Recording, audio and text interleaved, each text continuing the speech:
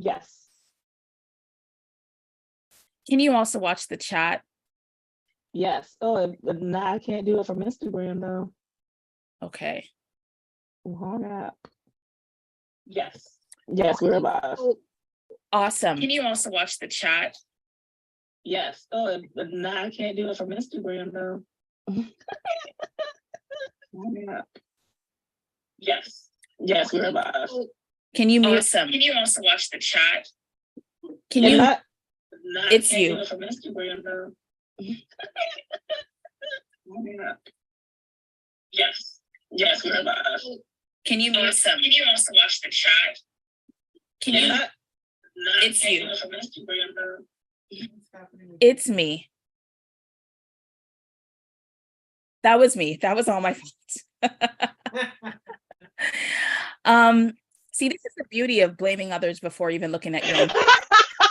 and I was so confused. I was like, I'm so convincing. It's your fault. it was. Okay. Hi, everyone. So hi, everyone in the Zoom. Hello, everyone on YouTube, and hello to people who in the future who are watching this on the rewatch. This is the final live show of the Octavia E. Butler Slow Read. Welcome. It is now 1 o'clock Eastern. We're just going to wait a few moments to allow people to come in through Zoom and then through YouTube as well. If you happen to have your video on the YouTube, can you just mute that? That would be really helpful. I'm going to do the same, and we'll start in a few minutes. This is our live show to discuss Unexpected Stories by Octavia E. Butler. So we'll start in a few moments while I share the screen. Also, since this is our last live show, if you are engaged in any Octavia E. Butler related work that you would like people to know about, that they can get involved in following, like once we end here, please, this is a great opportunity to use the chat throughout the live show to let people know how to get in touch with the things that you're doing, because after the live show, we won't be able to share any information or act as a conduit because we are ending. Full stop. So please do use the chat as an opportunity to connect. Yes, and the YouTube chat. And once this goes live, you can also add it in the comments on, I'm sorry, can they add it in the comments on your YouTube channel? Yep, yep, you can use the comments, not the live stream comments, but make an actual comment to the live show itself, and just let people know what you're doing, where they can find you, and so on. All right, I am just going to go to the beginning of our slideshow and then we will get started.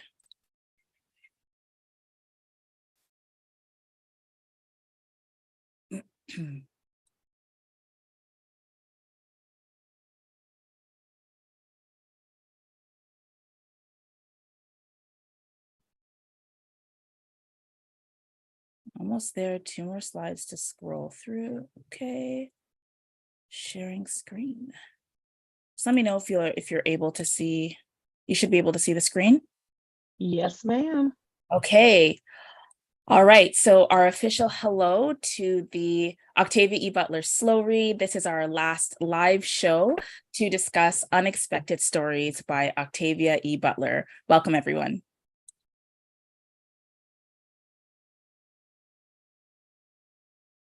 Two seconds. I am greeting people on YouTube. Hi, those of you who are in the YouTube chat. I'm going in between the two. Y'all are used to this by now. We will start with our dedication to Octavia Estelle Butler.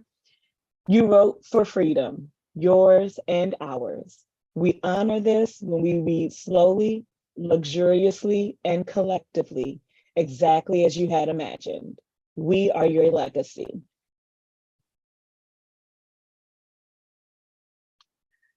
So we will begin today. We've already had our welcome as well as our dedication. Next, we will go into our group agreement. Then we will have our book chat. And Jerry and I will share our thoughts on the 2 stories and unexpected stories. And then today, instead of having our breakout room discussions, I think we're all going to stay together as we just have a final huge discussion with all of us here. So please be ready to contribute.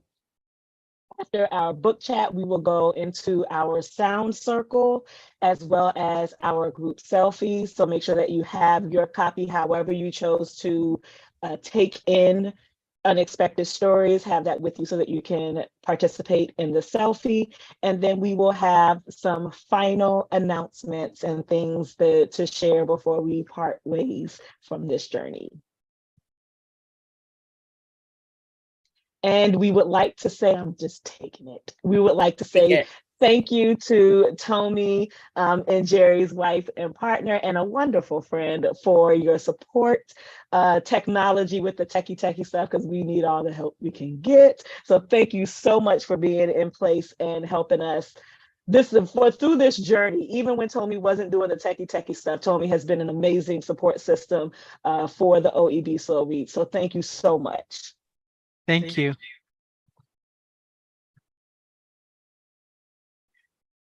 All right. For the last time, we are going to go over our group agreement. We decided to co-create this space so that lovers of Octavia E. Butler could share space to engage with her work in a really deliberate way. And as Lauren Oya Olamina from Parable of the Sower and Parable of the Talents has said to us, all that you touch, you change, and all that you change changes you. This discussion today is no different. We are touching and changing each other in this space, and we are doing that on purpose and with purpose. So we are centering the voices of Black, Indigenous, and people of color in this space. Please speak mindfully, share space, take up space in a mindful way. Hatred will not be tolerated, so propagators of racism, transphobia, and other forms of hatred will be removed from the space. And please share responsibly. We do encourage you to share your experience of the Octavia E. Butler Slow Read on social media and in other ways. But please do ask for and receive permission before you share the words of any other person who's participating, and also their images. So Tati already mentioned this, but please make sure that you have your books ready. I think this is you, but I'll just do it. So get your books ready. We'll be taking a selfie later on. While we go through the discussion, if you haven't already flagged short excerpts from the stories that you would like to share, please do so as we go along. If you have not yet read, and this is for people who are participating in the live show now, but also those who rewatch, we're not going to be reading the book right now. We're going to be talking about it, and we will assume that you have either read the entire book or are okay with any spoiler. So that is the assumption. If that doesn't work with you, please feel free to join us in the replay another time after you've read the book. And of course, if you notice something being said in the chat or said in the live show or also said on the YouTube chat that's problematic, Tati or I or Tony might not recognize it. Just let us know as soon as possible. So we are currently reading our absolute last read for this experience, which is Unexpected Stories by Octavia E. Butler. And in this collection of short stories, you will find 2 never before published stories from her archives. And the first was A Necessary Being. A Necessary Being showcases Octavia E. Butler's ability to create alien yet fully believable others. Tana's father was a Hao, one of a dwindling race whose leadership abilities render them so valuable that their members are captured and forced to govern. When her father dies, Tane steps into his place, both chief and prisoner, and for 20 years has ruled without ever meeting another of her kind. She bears her loneliness privately until the day that a Hao youth is spotted wandering into her territory. As her warriors sharpen their weapons, Tane must choose between imprisoning the newcomer and living the rest of her life alone. The second story in this volume, Child Finder, was commissioned by Harlan Ellison for his legendary and never published anthology, The Last Dangerous Visions. A disaffected telepath connects with a young girl in a desperate attempt to help her harness her growing powers. But in the richly evocative fiction of Octavia E. Butler, mentorship is a rocky path, and every lesson comes at a price. All right, so I'm going to stop sharing the screen. And for the last time, Tati, would you like to begin by sharing your thoughts? Sure. I will start with Child Finder because I think that's the one that I have the least to say about, not because I didn't like the story. I liked both of these stories. But the reason why I have the least to say about Child Finder is because Child Finder feels like the most Mary story from Mind of My Mind. And Mary and Emma, because at first when I first started reading, I was like, is this like we're getting an Emma vignette? And no, it was a completely different story. And thanks in this present day to Harlan Ellison for even requesting it so that this story could be available for us at this time, because I really did enjoy it, and I enjoyed the idea of protection and the idea of sacrifice. Those, and Jerry knows me, protection is a big thing for me, and being able or willing to put yourself out there for those who you have taken under your wing is also very important to me. So to read that story and have that immediate connection to Emma, to the Patternist series in that way, and then also to see the work that and what the main character in that story was willing to do, not just for this one child, but for her entire community, and understanding the power that she had as in the capacity that she that worked within her own community. I really enjoyed that story. So yeah, that's all that I have to say about that. But a necessary being, I really wish that this was part of Survivor. I wish that this had not been separate. This is what, as much as Octavia Butler disliked Survivor, and as incomplete as Survivor felt, I didn't dislike that story in any way, shape, or form. But there were some things that were missing. And you could feel that there were some things that were missing as far as the connections between the cultures that are shared there, that the humans, like we're getting to meet them in Survivor when the humans get to meet them. But there was so much about their culture that we were not getting because the focus was on the human characters. And I really wish that this story was part of Survivor so that we could get that round picture. And I would suggest for anyone who is watching this in the future, read this before you read Survivor, because there's so much about the landscape, about the situation that I'm already spacing on, y'all know I'm horrible with names, that the Tekon found themselves in this desert space, and their tribe and their livelihood being damaged because of the lack of resources. We know how important water is because we live on a planet that's mostly water, and we have a planet that the main water resource is dying. And so the importance of that, but also the importance of leadership, which is what we see in Survivor. We see a tribe that does not have a how, and the methods that they go through to try and not only grow their territory, but also within themselves keep people from leaving. The dependency that they had on the food that was there that was like a drug. And makes you dependent so you can't go. from there, and to see and we heard the story of in Jerry, the main character. My brain is Rom-com? Dayut. No, Dayut. Oh, We got a little bit about his father's being handicapped and why and how that happened and how much he hated that. And we get to see Dayut as more than just a character who is exacting his will, which is what we see a lot of in Survivor. We see Dayut as a negotiator. And we see him working to keep himself safe, to keep his people safe, and then to also help this other group of people who were willing to handicap him to keep him there as their how. And I really wish that this was part of Survivor, because I feel like this story interwoven into Survivor would have made it a much more well-rounded story. I feel like this story on its own is so well-rounded, just with the cone existence.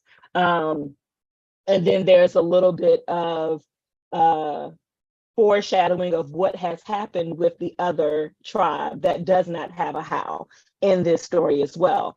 And so, yeah, I really, really enjoyed this. And I just couldn't imagine how much more powerful and poignant and interesting the story of Survivor would have been had this been interwoven into the humans learning about the history of the clone people that are living on this planet. Even the relationship between Dayut and the How of the village, there's so much that they understand about each other. And there's an explanation as to why they understand, and that's interspersed in the interactions between them. And we don't get that in Survivor. This is just, of the two stories, this was probably my favorite. It's a blue alien. You can't, I mean, you've got blue and you've got outer space. We're good.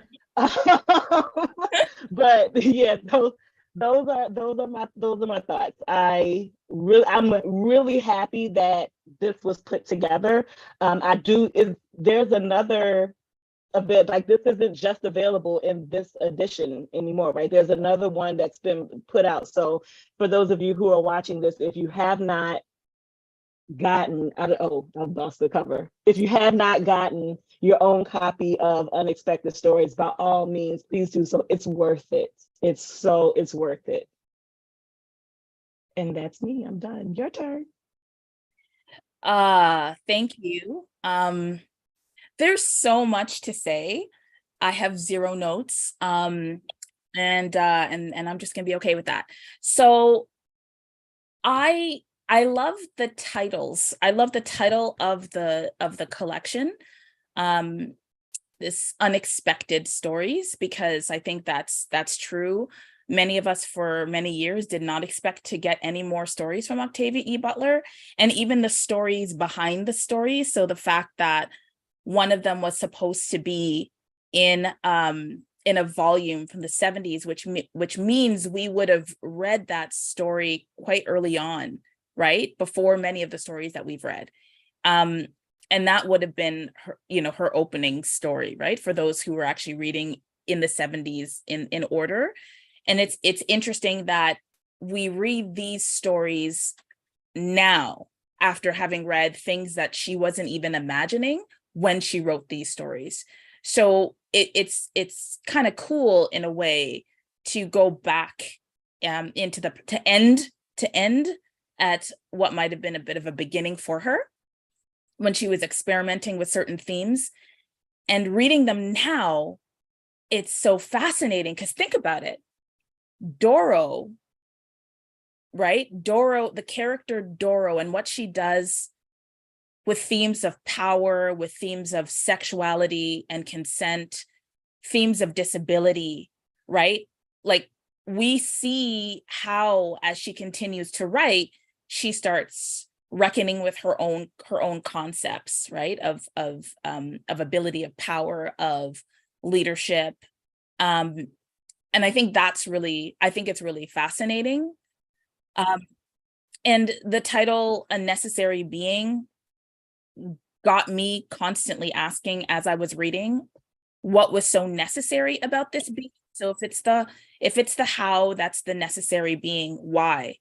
Why is it necessary to have this how who is initially enslaved, and then once they submit, becomes a leader with sort of power over everyone in this particular community? Why would she set up this dichotomy for us? What does she want us to examine? I agree with you, Tati, that we learned so much more about the Khan, about their hierarchies, about their, not so much about their origins, but how they interact with the different communities. We learn more about their anatomy and their drives than we do in this one short story than I think we do in all of Survivor. And you know, some of us were having this discussion when we read Survivor. What was it about Survivor that she didn't like? And she did tell us. She said it was unfinished. It wasn't ready. And you know, when we read A Necessary Being and we see the richness that we get in that story and compare it to some of the flatness that we've commented on in Survivor, it kind of makes sense maybe that she wouldn't have been as satisfied. But I love, like, Nisi Shawl in their foreword describes A Necessary Being as Octavia E. Butler's yes story, a story that responds to the desire for optimism in speculative fiction. She, Octavia E. Butler, described herself as a pessimist, and in this story we get like a rare kind of happy ending that seems a little bit out of step with some of the other endings that she gave us. And it's interesting to be reading that for me in 2023, reading Octavia E. Butler having a happy ending story. I'm so used to her taking us through dystopias and leaving us, you know, unresolved in some ways. And this was unresolved in some ways, but also neatly tied up, right? The character found a third way. And that was a really hopeful ending, which I think I don't really expect from Octavia Butler, and I'm glad that I got it. I have a lot to say about both of these stories. In terms of Childfinder, I loved it. I loved the story. It was pithy. It was evocative. I love when Octavia E. Butler takes us into psychic space and telepathy. She was so interested in that space. We got a lot of it reading through all of her books, but in this one, we get this bantering between an elder and youth, and I love that. I also like that she continued this question of, you know, whether the leader should self-sacrifice and what will you do in order to continue a movement, right? Sometimes you have to remove yourself from that movement and trust that whatever you've planted and whatever you've nurtured will have the ability to go on. But we also know that Octavia E. Butler has taught us that change is constant, and that, you know, a leader's sometimes biggest error is wanting things to stay the same. And so we have this relinquishing of leadership through forgetting. And I thought that was really, really elegantly done. I want more. It left me sort of wanting more, but also left me feeling nostalgic and really thankful that we have these stories that we can read and that we can explore. I would have liked to know a little bit more about the organization, but I'm also happy with how sparse that story was as well. So those are my thoughts coming out of Unexpected Stories.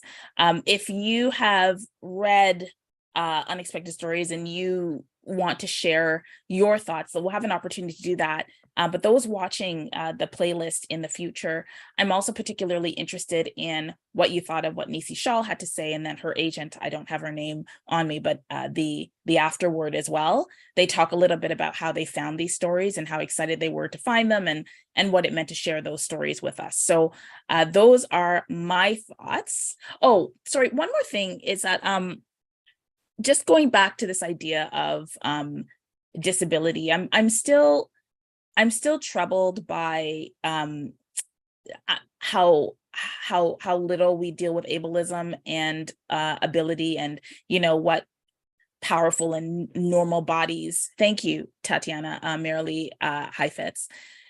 How little we get with that. And I think that if Octavia E. Butler were still with us and writing with us, I think she would probably be challenged around disability and how she writes that into her stories, because that is something that I noticed again in Survivor and in this one more than in any other story.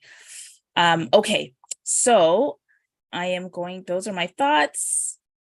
I'm going to share the screen once more, and we will move into our discussion in a second.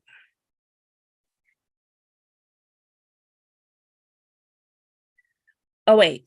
No, we're going to our discussion now. Yes, I took away the breakout groups. Okay, we don't have to share the screen.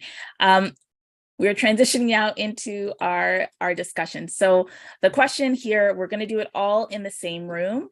And the question is, what did you think of Unexpected Stories? We have about half an hour, 40 minutes, we'll see, to just talk about the story. And depending on where we go in the conversation, we might open it up to just talk about her entire collected works for a few minutes as well, since this is our last time coming together. If you are watching this through YouTube, feel free to participate through the chat function, and we'll weave in your comments.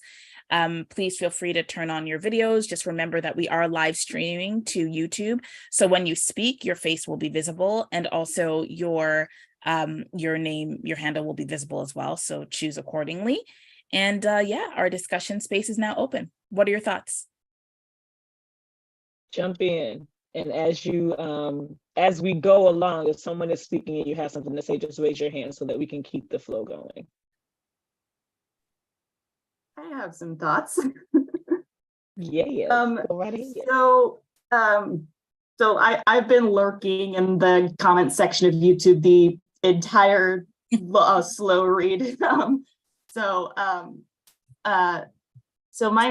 something that this is like less to do with the story and more just to do with the idea of how I kind of couldn't help but think about how when one is talking about social issues and metaphors, sometimes that conversation can get a bit muddied. And that particularly was just like very stark to me in A Necessary Being, because I couldn't help but draw parallels to like, oh, this particular physical appearance, in this case, the blue color, has the has the higher caste by default. And throughout the entire story, I kind of was like I was just thinking about how much of this is like within the species is biological and how much of it is social construct.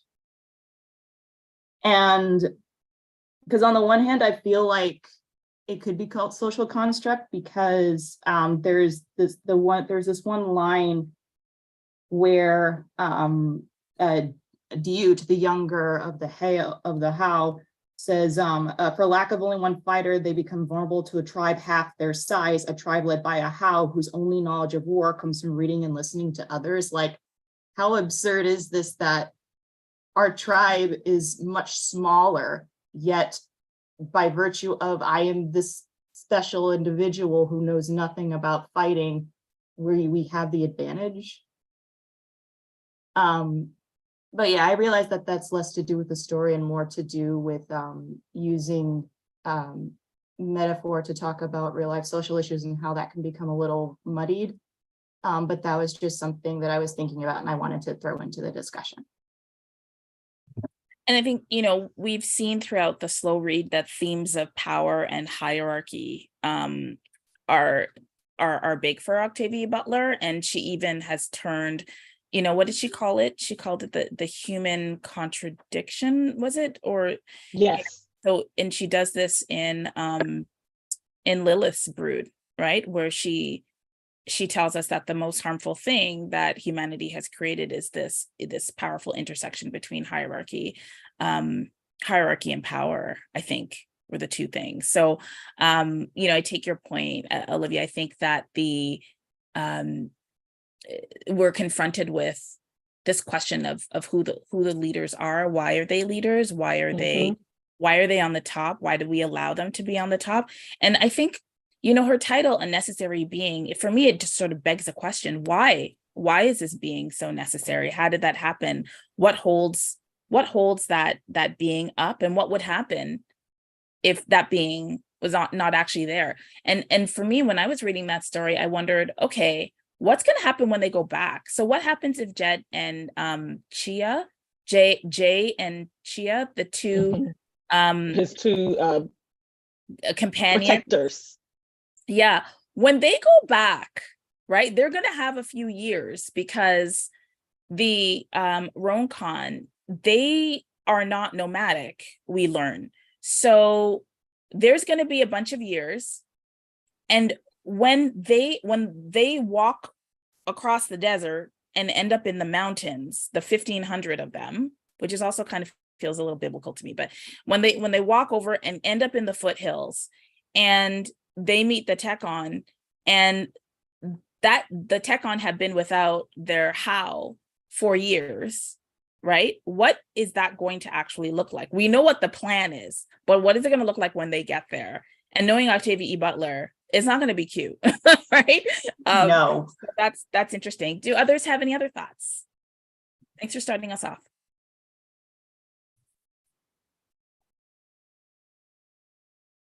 Go ahead. When I read Unnecessary Beings, my first thought was they were as a group together, but they separated.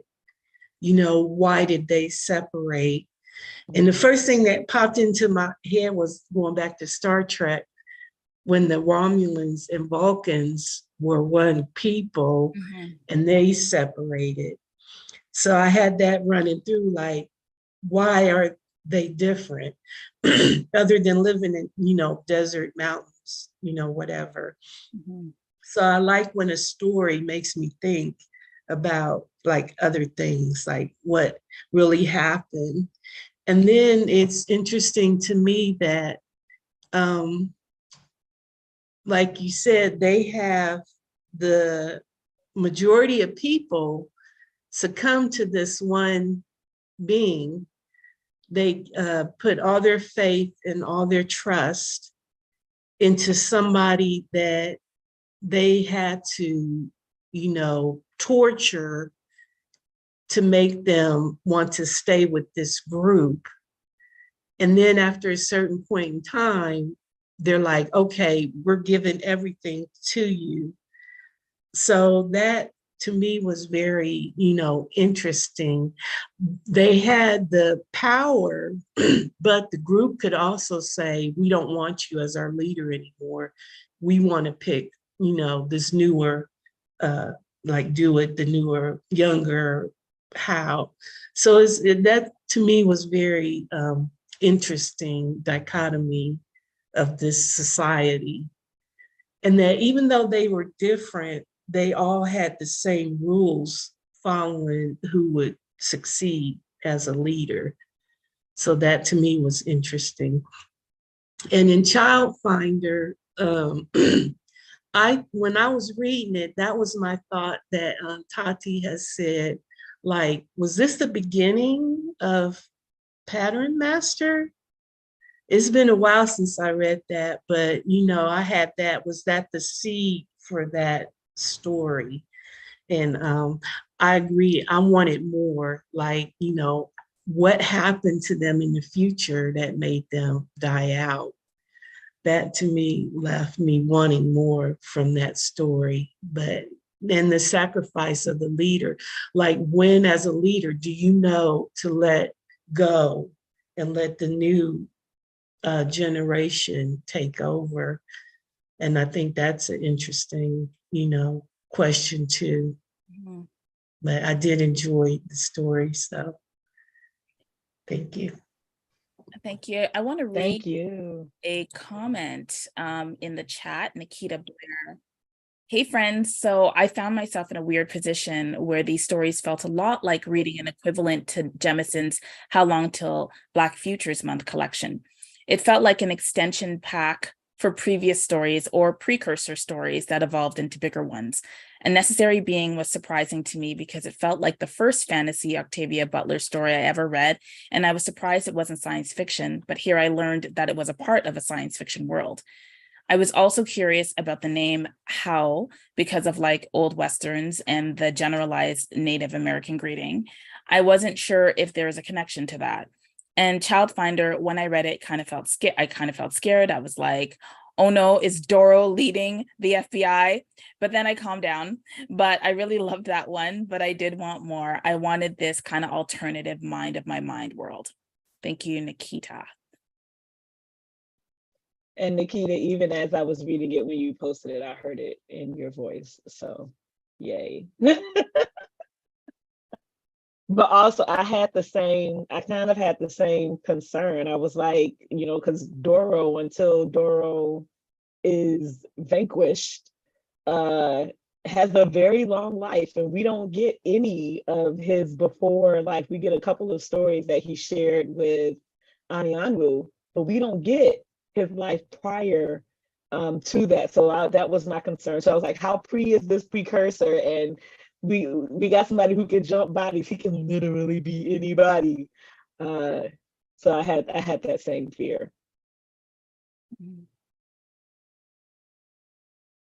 Anyone else? Something I just thought of with the paradox, I guess, the paradox of power with the how, is that they're simultaneously the most powerful, but they also have the least autonomy in a way. And I flashed to like, okay, Prince Harry just released his memoir Spare. I work at a bookstore, so of course I knew about this book coming out. And just like, and I haven't read the book myself, but I listened to somebody reviewing it, reviewing the writing, and how there's just this recurrence of, yes, he's like royalty, which is like this very high status, but he also has had like very little control over his own life in some ways. And of course that doesn't excuse, I'm not going to get into the state, made as a human or all that, but just how, yes, there is this high status, but also you kind of don't really have a lot of power over your own life.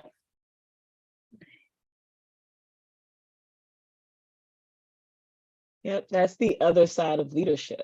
When you become a leader, you lose some of your autonomy, because it's not just you doing something. Like, I can do whatever the hell I want to as a grown-ass chick. Well, that's legal. As a grown-ass chick living on my own. I don't have kids. I don't have, a family. I have a dog. That's it. And as long as I make it so that she doesn't piss in the house or poop in the house, I'm good. But that changes once you have, even just under the construct of family, that changes, because you're responsible for the persons who are under you, for lack of a better term.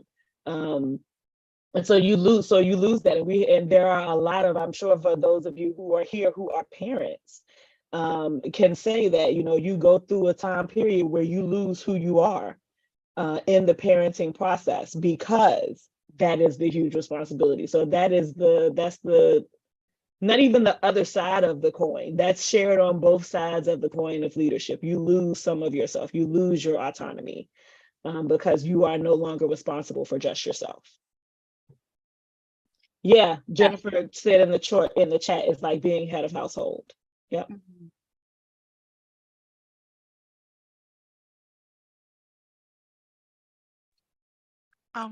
This was my second time reading Unexpected Stories.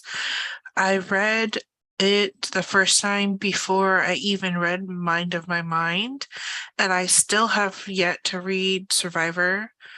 I'm holding on to this last. I'm holding on to it.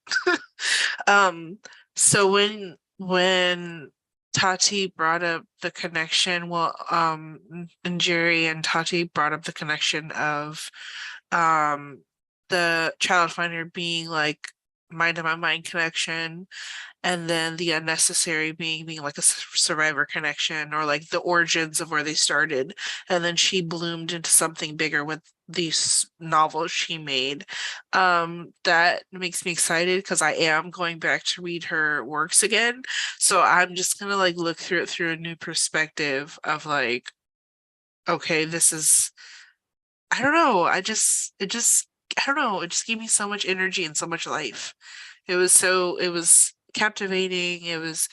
They were both interesting stories, even though they were short. When I get excited, I get really warm in my cheeks. So just the whole time reading, I was just warm in my cheeks and really like happy. And it just felt like this gift of like, we know she's gone, but here's this last little bit that we can give you of her. And it felt really nice to read. So the first time around, I gave it like a 3 stars, but then the second time I read it, I gave it a 4 stars. And I'm not gonna be surprised if I read it a third time and then give it a 5 stars and see something else, and then like it even more. Thank you. I do want to share some things that were mentioned in the YouTube chat. Alicia, Pretty Brown Eyed Reader, said that she enjoyed A Necessary Being, that the scenes where Diet was fleeing from the fighters had her on the edge of her seat. And Me too. yeah, and just the idea of how well he knew a settlement that he'd never been to, just from years of studying, the maps, that kind of while he was trying to invalidate himself as a leader, that shows that you have the ability, because who is going to look at a map of a place they've never been in and be able to get all of the turns? Like, if I go down this way, it's a catacomb, there are 5 exits. If I go down this one, this goes this place. Go down this one. What is this one? Okay, now that I know what this one is, I know what all the rest of them are. That was a lot. And he had it. Meanwhile, I use GPS. If I have to take a detour and I want to avoid traffic, I got to use GPS. Also, Regina Renee, who is joining us on in the YouTube space, shared that A Necessary Being is one of those works that will stay with them, especially around the issues with colorism, which was brought up before, with the difference of color in the aliens, the how on down, and the blue, the yellow, the blue green, the fading blue to green as you're becoming a how and getting old, like that being the sign of age. And I'm expounding on Regina Renee's comment, but yeah, same thoughts. So there was a request for a link in the chat for the book. The link can be included on the actual live show the recorded version, once it goes live. It'll be in the description. Yes. And also, if somebody's watching right now and you want to just help us out, you can find the link and put it yes. That's great. If there's someone on YouTube who has in the YouTube chat who can pull the link and paste it, that's totally fine as well.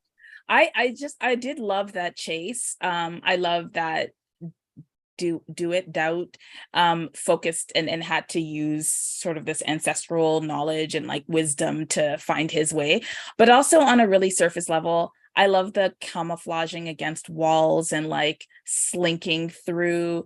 I love the kids engaging in this fight and the adults just walking by and being like, yep, okay, we'll figure out who has the most blue. I love that. And it's funny because I felt this way in Survivor as well, but that world that she's created, the world of the con, I found myself asking questions like, why would they just all believe that this hierarchy makes sense? And why would they just follow? Right. And I was like, well, ain't that a question? Right? Why don't we just rebel? Right. And I was like, oh, okay, that's why she's writing this. She's showing us ourselves, right? She's showing us the absurdity of what we have adapted to. And I felt similarly when I read Lilith's Brood as well, where, I found myself saying, why would Dawn just submit? Like, why would a Black woman just submit to forces of oppression that are designed to, target her and control her? Oh, wait. Uh-oh. So I just really, really appreciate that that about her. She was just so unflinching in her gaze. So yeah. I think so. I'm wondering, Tati, do you think this is a good time to transition into a conversation about her entire works? Sure. I mean, we've kind of sort of done that anyway. Kind of, sort of. So let's just do that with a little bit more purpose and intention. So just taking us back, going back in time to September 2020, when we got together for the very first time. We were in the beginning of another pandemic, and we didn't really know what was coming, what we were in. And we started this journey. We started this journey because we wanted to read all of Octavia E. Butler's published works in near chronological order. We wanted to create a global space for people to come and to talk about her work, to reread her work and examine it in another way. We wanted to read it against the backdrop of everything that was happening in the world. And a lot has happened over the past 2.5 years that we have been on this journey together. And so as you go back, wherever you joined us in this journey, as you go back and think about us starting at Kindred, and moving through her series, right? Moving through Lilith's Brood, moving through Seed to Harvest, experiencing Survivor for the very first time, reading Bloodchild, Fledgling, and then ending up here, right? With her unexpected stories. How has it been? How's it been going through all of her works? How have you encountered her work differently if this is a reread for you? And if this is the first time, what themes have you noticed? And would you be willing to share some of that with us?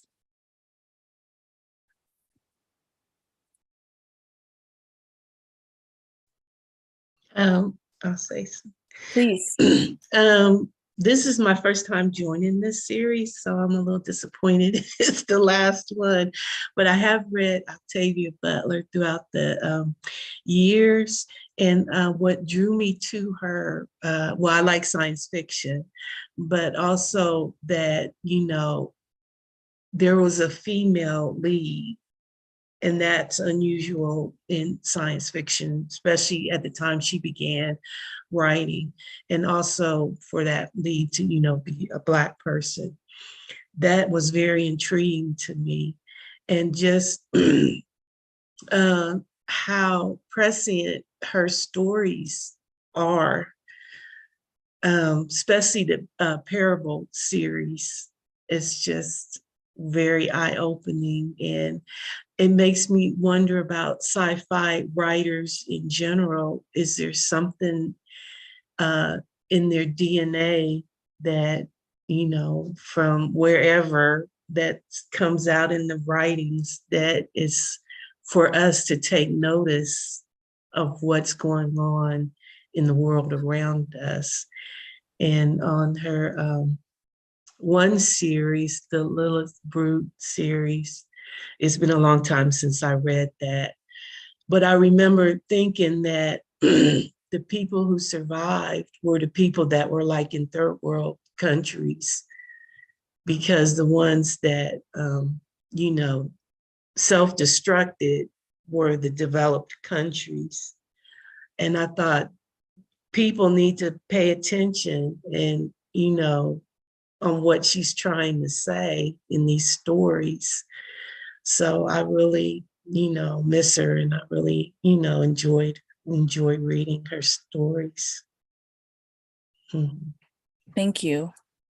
Sonia in the chat writes, to be honest, some of the works are very difficult to approach now, even the rereads. The reason I love her works is that they can look at our current situation with some distance of Parable, distance, but some things that hit too close to home. I will need some time to be able to approach the works again. Same. This was slow and luxurious and left an imprint. Go ahead. Go ahead. I literally saw your brain moving and you just stopped that thing. Sure did. Sure did. Yeah, absolutely. I put in the comments that I felt the same way. It's like the first time I read the parable of the parable of the sower. I read it and I was like, this is possible. Like, this is not just possible, this is plausible. This is something that could really happen. And then it was like, but I mean, 2024 is coming. Or wait, 2023. Is it 2024 or 2023 in the book? Shit, we are fucking close. It's, you know, like, it's coming, but at the point when I read it, it's so far off. There are so many ways that we can improve as a society to not make this so plausible. And damn it to hell, if we didn't get to this fucking slow read, and here we are, and it's like, shit, we're here. We're here in so many ways, in so many lacking resources. The expense of things, like, y'all, the price of gas, if it wasn't for Kroger and fuel points, I would be the hermit supreme. It's ridiculous. And so, yeah, I definitely feel the same way. I was also sharing with someone who was working with us or reading along with us as well, and they said that the melancholiness of Butler's work was a lot for them to deal with during the time because of where the space that we are. But these are not the, you know, happily ever after stories. Even in some of those science fiction stories, like in Jerry said, when we get to the end of Childfinder, we get an ending that seems somewhat happy. Like, there's more to happen in Survivor, and you'll see, MJ, I don't want to like mess anything else up for you. You'll see how that turns out when you read Survivor, but there's not a lot of the happiness that we look for. But that's also a thing about science fiction. Like, I'll never forget reading the first line that I read of Octavia Butler's was, I lost my arm on my last trip home, my left arm. And I read it standing in Barnes and Noble, and I walked out the store with that book. I paid for it, but I walked out the store with that book, and that just opened my mind to, and my life to, a whole new experience of reading books where not just women were the lead, but Black women were the lead, and Black women were sought out for the attributes that they had that at that time were attributes that I myself was being criticized for, because I'm too outspoken. I know too much stuff, and I tell you what I know. And then when you find out that I'm right, I like saying, hey, I told you. For those things, and to be able to see, that's Lauren Oya Olamina is one of my favorite characters that she's written. To be able to see these strong women on the page has meant so much to my reading life, but also my own continued development as I continue to walk on this here earth. It's meant so much, but there are not happy endings. They are not happy endings. The stories continue. Even after we get to the last page, the stories continue. When we leave Dana and Kevin, there's more to their story. We don't know what the hell happens, but there's more to their story. We don't know where they go. And that's one of the things that I have loved and will continue to love about reading Butler's work over and over again, because now, thanks, and Jerry, I finished everything. Mm-hmm. So now this reading over and over again, the thoughts that you have, like, of what happens next, or when you see this, what do you do next? Because again, very prescient. So I want to press on that point, because I was going to talk about that, and then I love that you ended with very prescient, because my understanding is that Octavia Estelle Butler really resisted this idea of her being a prophet or being prescient and her works predicting the future. Some would say that she just didn't look away. And what she did with exacting specificity and an abundance of courage was to roll out current decisions to their natural conclusion. She looked at the world and she said, if we continue in the path that we are headed, this is the most likely outcome. This is not prediction. It is not magic. It is not fantasy, except for the blue people, but even maybe not them either, right?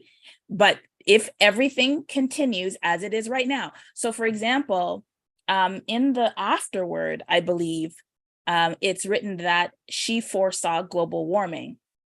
Now, my understanding is that what Butler would have said had we asked her, did you foresee global warming? I think she would say, I did not foresee global warming. I saw that we have, as a species, for hundreds of years, for millennia, have altered, have engaged in technological advancements, have used resources in abundance without turning our minds to balance, have ignored what we've heard from indigenous peoples. We have had a parasitic relationship with this planet. And the only natural outcome is for the planet to do what it has done in the past, which is get too hot or get too cold and slough off the parasites. This time it's us. This is not a prediction. This is simply recognizing the patterns that we have seen over time. And I think I would bet that she would say that now. So my question is, prophet or realist? And what does it mean for us as readers, right? We decided to embark upon a slow and luxurious, dedicated and purposeful read of her work for a reason at this time. So Doro is real. Hold on, I have to read hi Maria, I have to read what you're saying. Ordoro is real and she knows better than to acknowledge it's magic. Exactly. So where to now? Where to now? I'm curious to hear from folks, or interventionists. I love that. Prophet or realist or interventionist. Where are you going in your reading now? Where are you going in your journey through Octavia E. Butler's works? There have been conversations in our community about writing fan fiction, writing forward from where she left off, picking up her themes and exploring them in different ways. Curious to hear from folks who have ideas about how they want to engage with her work now that the Octavia E. Butler slow read has come to an end. I joined the slow read during, my first one was Parable of the Sower, I believe. And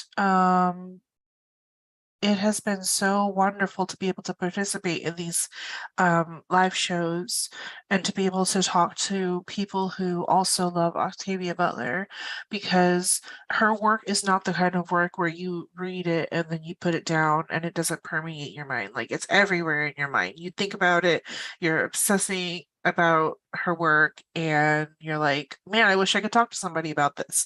So this was really great. So I think in the future, what I plan to do is read more, just go back and read more of her books, reread them, and then I do want to do read-alongs with people. So like do reading sprints on my YouTube and have like maybe like a live discussion on her works. And I'm talking to somebody who's working on that this year, who started doing that this year. So she said she would like my help to assist her with. So I was thinking about doing that. And that way we could get more people who haven't read Octavia Butler to read Octavia Butler. I believe I was in my 30s when I first read my first Octavia Butler book. And I had heard her name and I had heard one of her books before, but I just hadn't. My sister had read it when she was in high school, Parable of the Sower. And so I didn't read it till I was 30. So I think a lot of other Black women who love sci-fi might not have heard of her either. And it'd be really nice to get more people to see how wonderful she is. Thank you. Thank you. I want to acknowledge some of the YouTube comments that I missed prior to us moving to this section. Alicia, I'm sure you don't mind because I love you. I'm going to condense your two comments. Alicia said she's glad that she was able to finish all of the OEB books, and it really helped her embrace science fiction. That's like such a good thing. But Alicia, also, I knew this would happen. I knew it. so happy. And how she had only read a couple of Octavia Butler's works prior, but working with being able to have the discussion with us as we went along this journey really helped her to get through and finish these books and have a better understanding than what she had before. Case in point with Kindred. Nalini says that they were shocked that they were able to enjoy novels that had so much violence because they don't watch violent movies. But Butler's writing was so compelling, the horrors of our true past and plausible future, and it kept her engaged. Lisa said that the stories were realistic. Scientists knew global warming was happening. Like global warming was not a new thing when it was put out into the public as a possibility.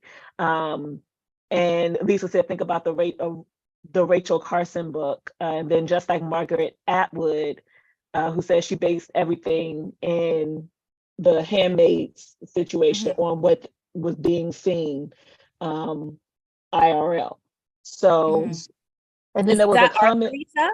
Yes, Was that's that our Lisa. our Lisa? That's Hi, our Lisa. Lisa. And combine that, there was a comment in the Zoom chat.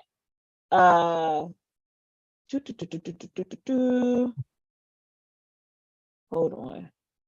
From Nikita, that Octavia loved examining communities and social systems.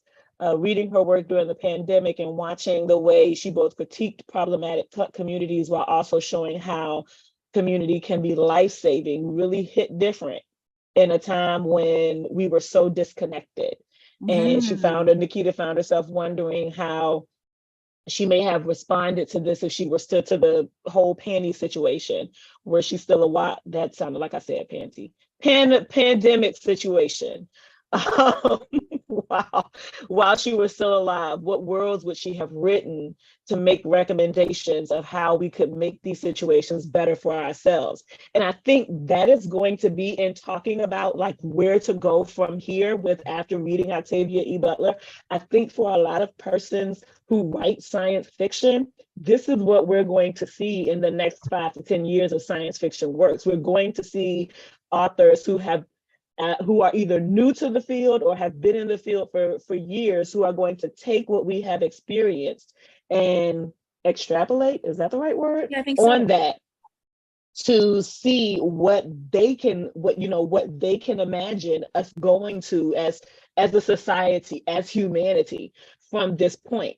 The difference is, because someone in the Zoom chat made a comment about people seeing Octavia Butler's work and making statements on that. And that's the thing. That's why communities like this are important, where we're looking at her work, because up until the pandemic, how many times did you hear people talking about Octavia E. Butler that didn't look like us and Jerry or myself? How many times did you really hear people going on and on about her work and how wonderful her work was and how plausible her work was? This has brought to the forefront somebody who has been a science fiction giant for decades. And so that's, I don't think that they looked at her work, and I don't think that a lot of those who are in the scientist field or in the field that's, you know what, I'm not even going to say that. Never mind. I'm going to keep that to to myself. But do I think that they look at her work? No. And that's that. I'll leave it at that. Bye, So Anne Marie. Thank you very much for your comment. Okunyi. Yeah. Thank you, Tati. Yeah. What I just wanted to add to the discussion is I joined during the Dawn series. I started with that, and it's my first time ever reading Octavia Butler. In that series, the Exogenesis series was so amazing to me. Like as a reader, I don't think I've really stepped into science fiction before Octavia Butler. So this was like a really great introduction to that. And definitely, especially with that series, seeing a Black woman as like the leader and the person that everyone was looking to was pretty powerful for me as a reader. And I kind of read some of the books out of order. So I've read Kindred, I did read Unexpected Stories, and then right now I'm reading Parable of the Sower. And that's even like, because it's 2023, I'm like, oh wow, this is happening in 2024. So that's really cool. Yeah, I really like just being a part of the discussions or watching the replays. It's really nice to have a community to talk about her work. And then for the question about going forward, I'm also a writer. So like reading her work, Octavia E. Butler's work, is making me think of like the type of speculative fiction that I'd want to write in the future. So yeah. That's amazing. Thank That you. makes me happy. Thank you. So Maya asks, do we have time to discuss the TV show adaptation of Kindred if anyone has seen it? I want to share my views and then let's just sort of see where we go. I don't want to. The reason I don't want to is because, well, number one, I haven't watched the show, but I haven't watched the show on purpose. I wanted to stay in her words, because in my view, the point of the adaptation is to take her words and to make something else out of them. And what we've been trying to do is stay with her words. And so I feel like that might be a little disorienting because now we'll be talking about other people's choices. So casting choices or plot points or things like that. But I will say that we have gotten some questions on the YouTube channel and elsewhere about our thoughts about Kindred and perhaps questions about whether we'll be hosting discussions about the adaptations. We haven't talked about that except to say we're not doing anything else after today. So what I would say, and happy to hear from others, is maybe let's hold that conversation. And I would encourage you, because I know, Maya, you're doing a lot of work around Octavia Butler's work now, and that you reread Kindred and watched the adaptations, to create a space to talk about those adaptations, because it's a really important question. What are people pulling out of her work and showing us and showing new viewers today? And what do we make of those choices? Where do they take us? So, Tati, do you want to get into the conversation about the adaptations, or do we perhaps want to encourage the creation of a space elsewhere? I would encourage the creation of a space as well. I also purposely have not watched the adaptation in any, like, I haven't even watched when I see the previews or trailers or commercials for it. I turn away because I don't want to see anything that I'm a very big asshole when it comes to book adaptations, and I don't want to see anything before I watch the show. Like, if you're going to piss me off, let me get pissed off while I'm watching the show, not in the foreplay of it. So no, I think it would be great to have a space to discuss that, because there are people who are watching the show who know nothing about Butler and haven't read the book. So I think it would be great to create a space to do that. But yeah, no, I haven't. I haven't watched it. I may start watching it next month sometime. I do want Sonia, if you're still here, thank you for joining. Oh, thank you, also Sonia. for being an ER doctor in New York City at this time. Girl. Thank you for your service and everything. So yes, we will keep in touch. But thank you. Go ahead. I'm sorry, Tati. I wanted to acknowledge Lisa's comment. Lisa said, I'm glad to come back to these stories, to unexpected stories. Or do you mean the whole thing, Lisa? Later in life, and also contemplate the real life OEB as well as her characters, and comparing to my thoughts. And then she also said that she's avoided the show as well thus far. Yeah. Yes. Any more thoughts before we transition into the sound circle? I was going to say, I just feel really appreciative to have found this group so early on in the journey, was able to like read all of the books with all of you all, because I had literally never read any of Octavia's work before.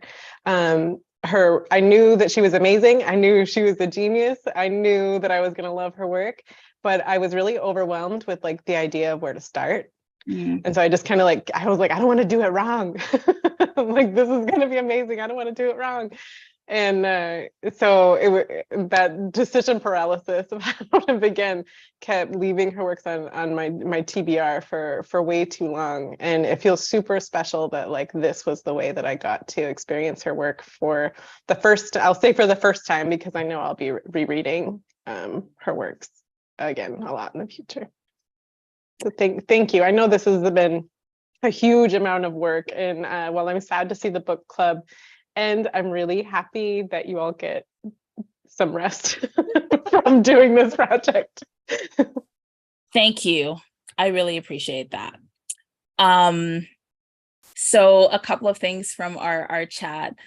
So Olivia has drawn something in honor of the slow read, which you can see on Instagram. So feel free to click that link if you can. That's in the Zoom chat. And then Olivia, please feel free to tag the Octavia E. Butler slow read if you want to share that further. Nikita, also, I'd like to pick a fight with traditional booksellers. There are many of her books that are unavailable in physical or even digital versions here where I am. It's infuriating and frustrating that access to her work is just blocked in parts of the global South, unless you're willing to put yourself in a lot of expense to get them. That is intentional. It needs to change. Yes. And you're not the only person that I've heard say that, and not just in relationship to Octavia Butler. Yes. Nikita and I are friends. Nikita, I will tell you, feel free to WhatsApp me. I actually buy multiple copies of Octavia E. Butler stuff whenever I find them in secondhand stores. So I tend to have copies of things. So I can help you get some things, so you can reach out to me as well over WhatsApp. Let me know what you're missing. And Jennifer Boyd, I started the show maybe 2 episodes, but then stopped. I am also a stickler about books into shows or movies. Yes. All right. I think this is a good time to transition into our very last sound circle, which is special. I am feeling emotions, which is great. Emotions are healthy. Let me just get our Zoom back up. And while I do that, I will also say, it's also been fun becoming secret unilateral best friends with all of you too, and just developing a relationship with you in my imagination. It's been great. Okay. Tati. Yes, I will piggyback off of that, because it has been, I am not that much of a peopler. And so it's been very fun and very fulfilling to people in this way about one of my favorite authors. So I want to thank all of you who have been participating. It has really been a blessing to get to share this with you all. And Yes. We're going to do our selfie before the sound circle. So I ask you to, sorry about that, I missed that. If you could grab your copy of Unexpected Stories, we will take a photo. Okay, let me get myself sorted. And if you could hold it up, that would be great. Okay. I'm coming. I know. I'll wait. Okay, we good? All right, ready? 1, 2, 3. We're gonna take one more. Hold that smile. You're all stunning. Okay, 1, 2, 3. The last selfie of the slow read. Okay, Tati, if you will, for the last time, take us into the sound circle. All right, the way that the sound circle works is you can choose a 3 to 5 sentence excerpt from either of the stories or the book, even if it's from the afterword or the forward that you enjoyed, and we will listen as you read. We'll wait for a moment of silence, and if you have someone else has a section that they would like to share, you don't do an introduction, you just start reading. No commentary, no explanation, just read, and when you're finished, the next person will start. And with that, the sound circle is open.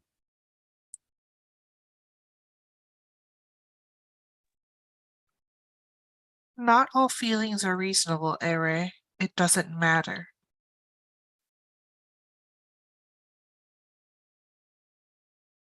Do you feel better now that I've said them too? I do, yes, he touched her throat. When I said them to myself, I felt like a child playing at being a ruler. I was even afraid at first that my counsel would treat me like a child and ignore me. He flashed yellow. Sometimes I'm still afraid.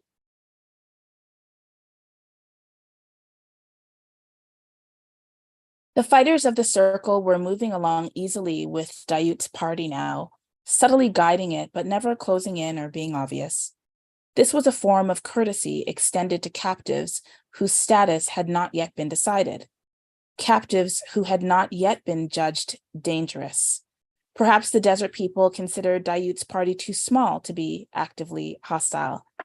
But if Dayut broke through their circle, killed one or two of their fighters, they would change their minds quickly.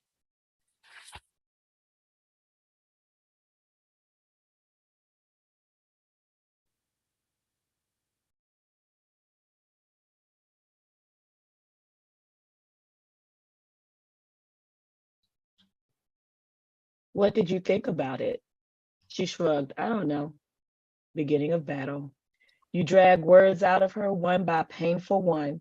You prove to her that she can do a lot more thinking than she's used to, if she wants to. Then you make her want to. And all the time you push her, guide her, thinking just a little.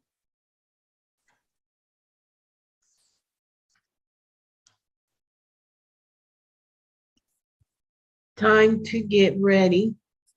Time to learn to make it on their own. Yeah, start out strong like they're going to hit them if they don't behave, and then wind up carrying on worse than they are.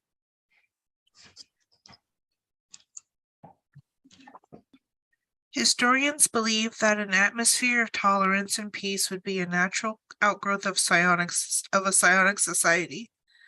Records of the fate of the Psis are sketchy. Legend tells us that they were all victims of a disease to which they were particularly vulnerable. Whatever the cause, we may never be sure that this is one civilization that was destroyed by purely external forces.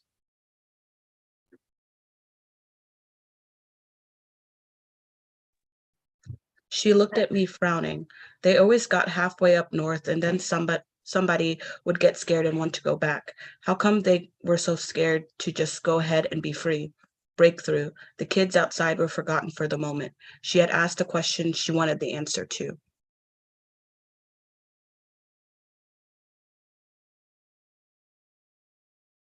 As they coupled, she found herself thinking for a moment of the ancient meaning of the bite and the hand to throat gestures.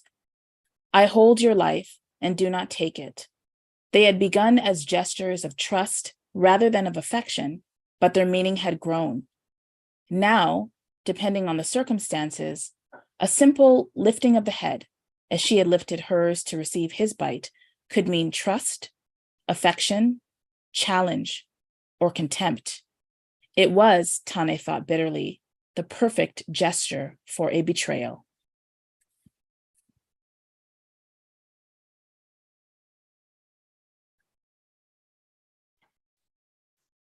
I don't owe you this warning, cousin, but I'll give it to you anyway. Unless you're careful, you'll become exactly like my council of judges. You dislike responsibility. I'm accustomed to it. Think how easy it would be for you to become lax, satisfied willing to enjoy the prestige of your coloring while doing nothing to earn it. Eve was saying sooner or later we're bound to get another child finder. That was true, except I was likely to see their child finder before they did. I'd seen 2 white potential ones so far. I hate to hurt kids. I mean it.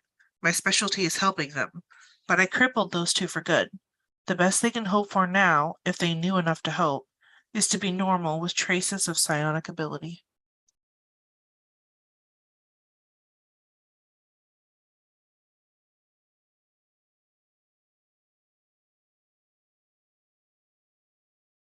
She had left my door open, and the woman walked in like she owned the place. Organization woman. White, of course. White people came to the court to turn off the utilities, evict tenants, sell overpriced junk, and take care of other equally savory kinds of business. This would be one of those other kinds. For once, I was glad of Valerie's youth and ignorance. She didn't know anything the organization could lift out of her thoughts and use against me.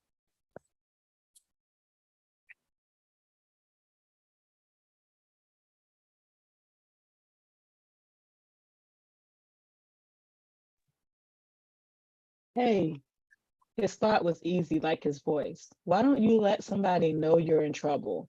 If we hadn't felt you closing yourself off a minute ago, they would have had you and gone before we could do anything. Confusion. I didn't know what to feel. I was let down rather than relieved.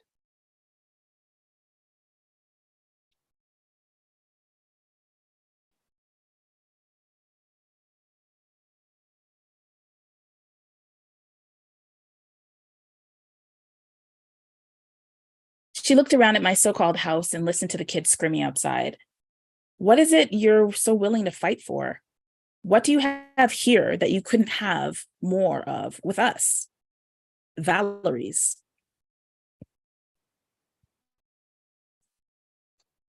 Don't come after my kids. You lose a lot more than you bargain for if you do. You'd be surprised how fast some of them are growing up, and they know a lot more about you than you know about them.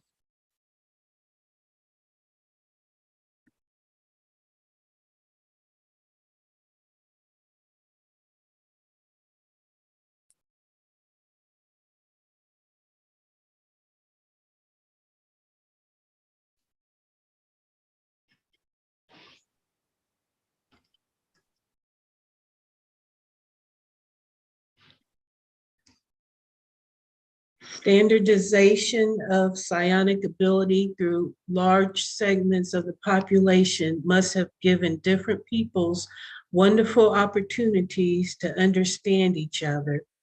Such abilities could bridge age-old divisions of race, religion, nationality, etc., as could nothing else. Psi could have put the human race on the road to utopia. Make yourself 2 people, Tane. You know how. You need not to be tonight the person that you must become tomorrow. Later, as she ate, surrounded by the best of her fighter and non-fighter castes, with Dayu beside her, she struggled to follow Eda's advice. She knew he was right, and it would not be the first time that she had to split herself in 2.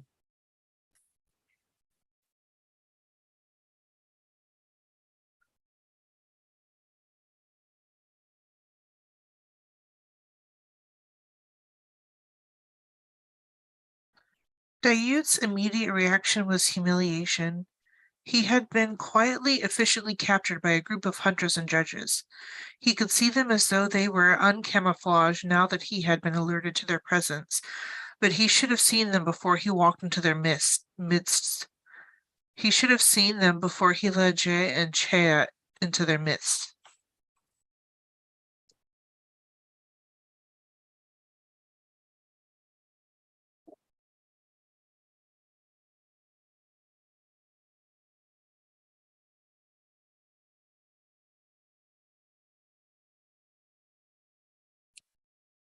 And that, my friends, is that was the final sound circle of the Octavia E. Butler slow read.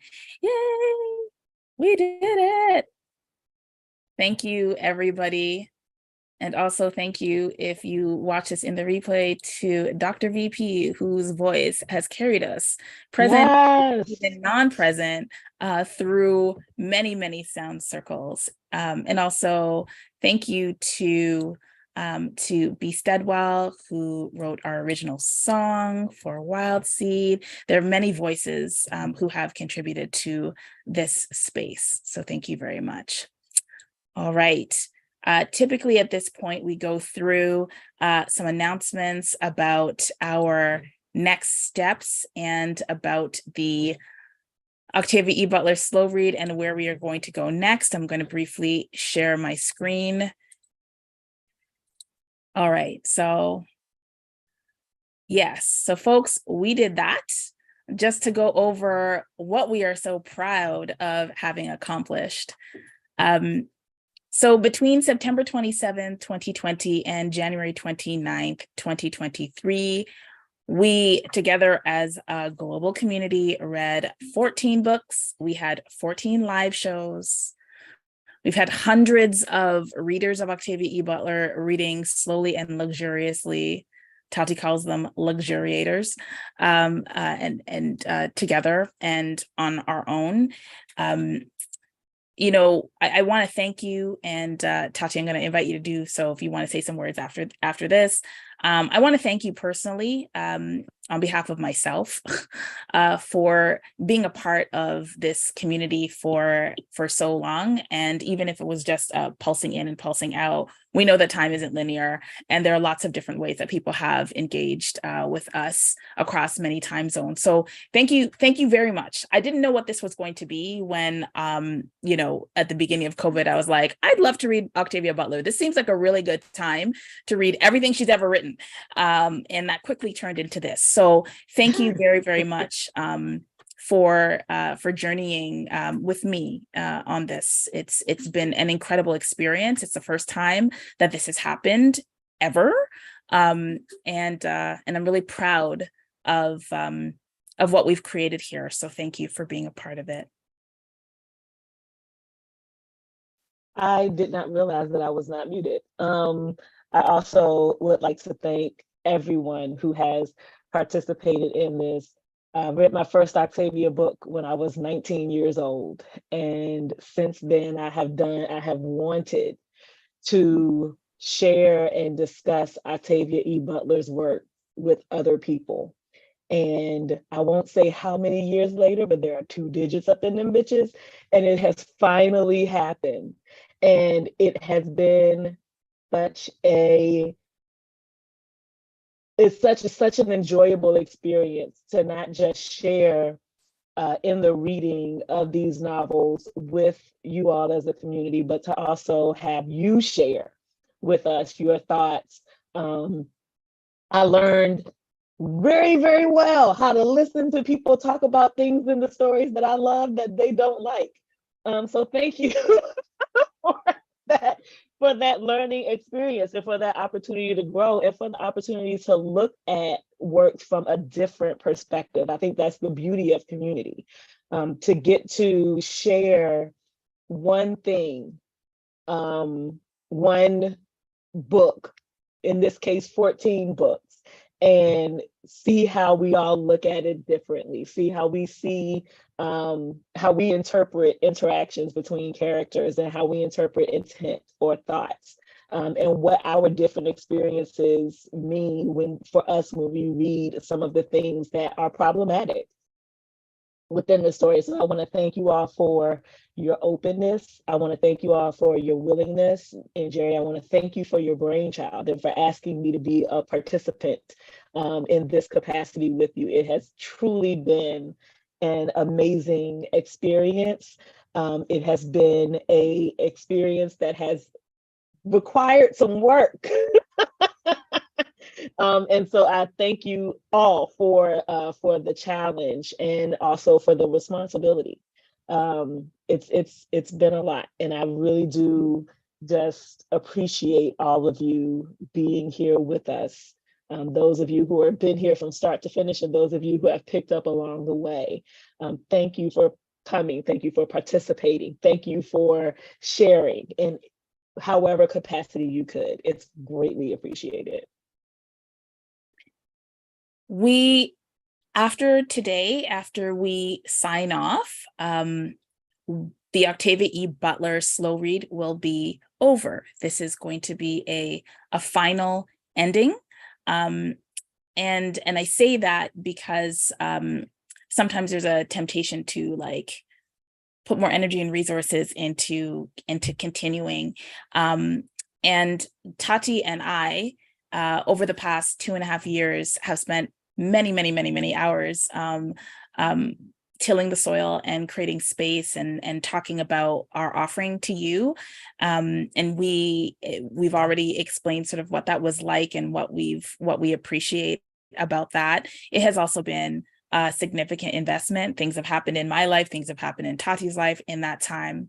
And so while this has been a heartbeat for us, this particular journey will come to an end, which means that in terms of our social media presence, that will fade out. And the spaces that we've created open just for this particular space will also fade out. So you will be able to find the live shows on Onyx Pages as a playlist, and we encourage you to come back and to engage with them and with each other there.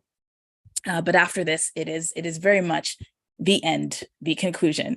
And we encourage anybody who's interested in creating a space to do that and to keep in touch in whatever way you see fit. So I want to open the floor. If there's anybody else who would like to say anything before we say our final goodbye and have our last mini after party offline, please do so. I stumbled onto your slow read completely by accident, actually. It was 2020, and I had recently subscribed to, I think it was Book Riot's newsletter, because I really wanted to participate in one of their reading-a-thons. But then George Floyd's murder happened, and basically their newsletter was like, hey, there's a lot going on right now, and right now the last thing we need is yet another reading group led by white women. So here's some reading groups led by people of color, and this readathon was among them.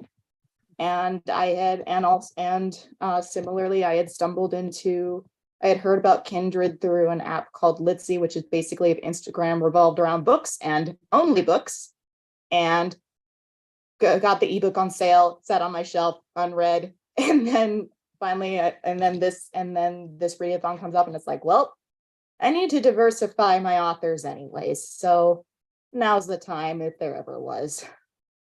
And I also loaned Parable of the Sower to my father during the live stream for Parable of the Talents. I had typed in the YouTube comments that Bankole reminded me of my father, in the sense of that, like, oh, I've been around, I've like watched everything slide downhill slowly.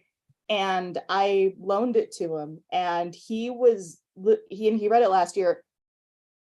He was confusing current events with events in the book, which kind of tells you just which, like Tatiana was saying earlier, it's just scary how spot on a lot of her observations were. And I've also like I said earlier, I work at a bookstore, and I have Kindred and the Parable duology on the recommends shelf with a recommendation, and I'm like, required reading, you need to read this. Thank you. I just want to thank you guys, Tati and Jerry and Tommy. Thank you guys for this. This gave me life. I have agoraphobia. I don't get out. I used to look forward to this meeting and discussing my favorite author with other people who also has Octavia Butler as their favorite author. So just thank you for the time, the energy, the effort, the life, the love that you three have put into this. I really appreciate you guys. Thank you. Thank you. Thank you. Thank you.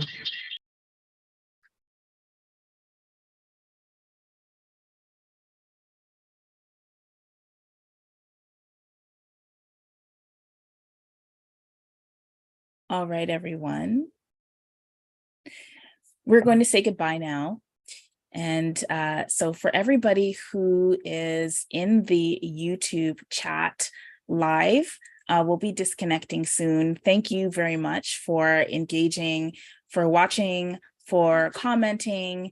That has been a very powerful way to keep the momentum up on a number of different platforms. So thank you very much. To those who are watching this in the future, thanks for joining us, and we hope that this discussion will be your companion as you read not only Unexpected Stories, but other stories of Octavia E. Butler's works and derivatives of her work. So we hope that this has been a good thing for you. So all that we touch, we've changed ourselves, we've changed you. Thank you for being a part of the Octavia E. Butler Slow Read, and goodbye.